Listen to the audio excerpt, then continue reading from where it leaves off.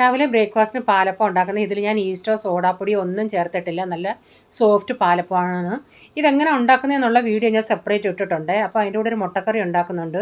അതിനായിട്ട് സവാള, ഉരുളൻകിഴങ്ങ്, പച്ചമുളക്, കറിവേപ്പില, ഇതിലേക്ക് ഇച്ചിരി മഞ്ഞൾപ്പൊടിയും ഉപ്പും ചേർത്ത് അതൊന്ന് വഴറ്റി എടുത്തിട്ടുണ്ട്. അതൊന്ന് വഴന്ന് വന്നിട്ട് അതിലേക്ക് ഇത്തിരി മല്ലിപ്പൊടിയും ഗരം മസാലയും കുരുമുളക് പൊടിയും ചേർത്തിട്ടുണ്ട്. മുളക് പൊടി ചേർത്തിട്ടില്ല. ഇതിലേക്ക് അരമുറി തേങ്ങയും കൂടെ അരച്ച് ചേർത്തിട്ടുണ്ട്. എന്നിട്ട് ഇതൊന്ന് തിളച്ച് വന്നിട്ട് ഇതിലേക്ക് മുട്ട ചേർത്ത് കൊടുത്തിട്ടുണ്ട്. നമ്മുടെ മുട്ടക്കറി ഇവിടെ റെഡി ആയിട്ടുണ്ട്.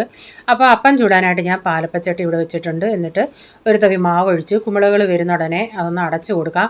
അപ്പം സൈഡ് മുരിഞ്ഞ് അപ്പം ഉണ്ടാക്കുന്നുണ്ട്, അല്ലാതെ മുരിയാത്തതും ഉണ്ടാക്കിയിട്ടുണ്ട്. അത് ഓരോരുത്തർക്കും അങ്ങനെ താല്പര്യമുള്ളതനുസരിച്ച് ഞാൻ ഉണ്ടാക്കുന്നുണ്ട്. കാണുമ്പം തന്നെ അറിയാമല്ലോ നല്ല സോഫ്റ്റ് അപ്പമാണെന്നുള്ളത്. അപ്പോൾ ഇവിടെ അപ്പം മുട്ടക്കറിയും റെഡി ആയിട്ടുണ്ട്. അപ്പോൾ ഈ വീഡിയോയിലെ വിശേഷങ്ങൾ ഇതൊക്കെയായിരുന്നു. നിങ്ങൾ തീർച്ചയായും ഇതൊന്ന് വീഡിയോ കണ്ടിട്ടൊന്ന് ട്രൈ ചെയ്ത് നോക്കണേ.